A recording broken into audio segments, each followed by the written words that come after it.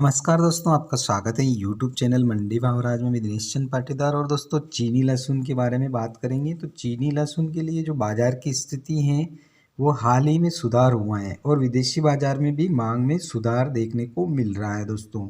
तो लहसुन का बाज़ार कुछ समय से काफ़ी मंदी में था, लेकिन नए साल के बाद चीन और विदेशों में बाज़ार के हालात सुधरने लगे हैं। एनी जिन्निंग फेडोनी फ्रूट स्टम्प कंपनी लिमिटेड की बिक्री प्रबंधक और उससे हाल ही में लहसुन बाज़ार में मौजूदा स्थिति के बारे में जो बात की गई है, तो उन्होंने बताया कि दोस्तों लहसुन कई वर्षों से एक विदेशी उत्पाद रहा है और सट्टा लहसुन बाज़ार में सबसे महत्वपूर्ण कारकों में से एक है। इसी सीजन की शुरुआत के बाद से कीमतों में उतार चढ़ाव काफ़ी बढ़ा रहा है। 2021 की फसल से ताज़ा लहसुन की कीमत पहले से ही कम बिंदु पर है, लेकिन अभी भी कीमत में और गिरावट की गुंजाइश है। कीमत कई हफ्तों से कम बिंदु पर स्थिर है, लेकिन बाजार की मांग धीरे धीरे मजबूत हो रही है। एनी ने कहा कि बोला भंडारण में मात्रा बहुत बड़ी है, इसलिए भंडारण में स्टॉक वाले व्यापारियों के पास कीमत बढ़ाने और लाभ कमाने के लिए बहुत जगह ज़्यादा नहीं है। इसी के साथ ही दोस्तों बाजार की स्थिति के बारे में भी बात की गई, जिसमें चीनी वसंत महोत्सव 1 फरवरी 2022 निकट हैं और अब घरेलू बिक्री में सुधार भी हो रहा है। तो लहसुन एक स्वादिष्ट बनाने वाला एजेंट है, जिससे बिना चीनी परिवार नहीं रह सकते हैं। इसके साथ ही जनवरी और फरवरी में घरेलू मांग बढ़ने की उम्मीद कर रहे हैं और बड़े लहसुन की कीमत विशेष रूप से 6 सेमी और बड़ा एक स्थिर वृद्धि दर्शाता है। जैनिंग फेडोनी फूड स्टम्प मुख्य रूप से अफ्रीका, मध्य पूर्व और यूरोप को लहसुन का निर्यात करता है।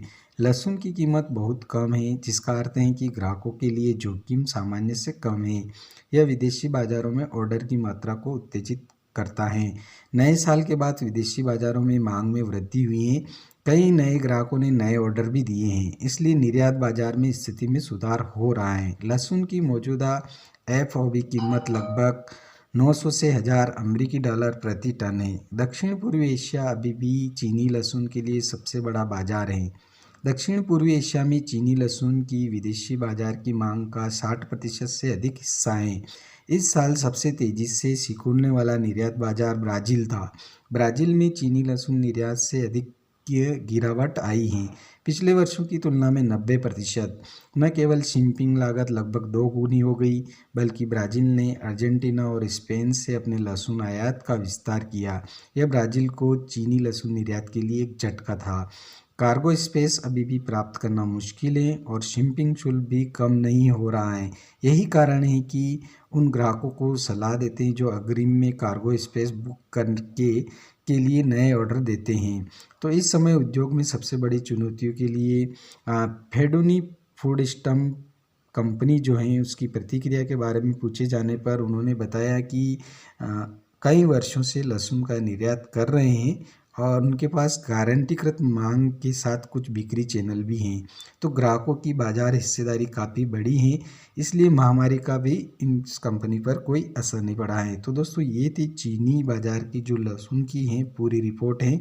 अब चीनी जो लहसुन है उसकी जो घरेलू डिमांड है दोस्तों वो बढ़ने वाली है, क्योंकि शीतकालीन जो सत्र हैं वो चालू होने वाला है वहाँ पर 1 फरवरी से और अच्छी ग्राहकी। इसके साथ ही चीनी जो फूड कंपनी है उनका कहना है कि विदेशों में भी अभी अच्छी डिमांड निकल कर के आई है, तो अच्छी सुपर क्वालिटी का जो विशेष रूप से 6 सेमी और बड़ा जो एक बढ़िया बहुत ही क्वालिटी का लहसुन है उसकी डिमांड बढ़ने वाली है, जिसके कारण लहसुन में तेज़ी देखने को मिल सकती है। तो दोस्तों चीनी लहसुन के लिए बाज़ार की स्थिति में हाल ही में सुधार हुआ है और विदेशी बाज़ार में भी मांग में सुधार हुआ है। तो दोस्तों ये थी पूरी रिपोर्ट। वीडियो पसंद आए तो ज़रूर लाइक करें और चैनल को सब्सक्राइब करें। धन्यवाद।